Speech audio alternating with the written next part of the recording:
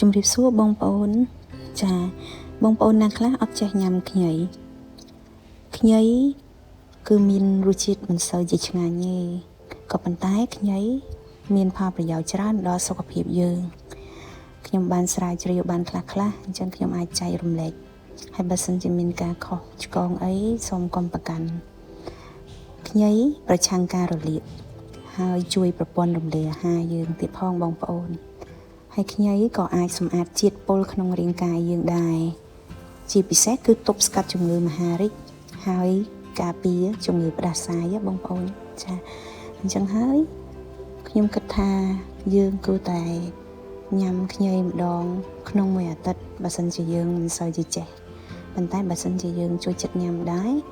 យើងអាចធ្វើញ៉ាំឲ្យញឹកបន្តិចទៅដើម្បីសុខភាពបងប្អូនចាសម្រាប់ខ្ញុំថ្ងៃនេះគឺមានឆាខ្ញីចាឆាខ្ញីរបស់ខ្ញុំគឺឆាខ្ញីឲ្យរាង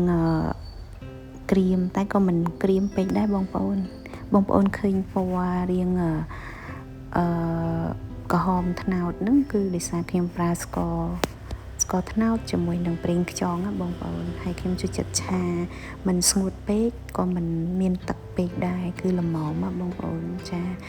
ហើយឆាខ្ញីបើសិនជាយើងញ៉ាំជាមួយនឹងពងមាន់ឬក៏ពងទាចៀនជាប់ភ្នៅបងប្អូនកាន់តែឆ្ងាញ់បងប្អូនអាចសាកបានហើយកុំភ្លេចបងប្អូនដាក់ស្លឹកខ្ទឹមឲ្យច្រើនណា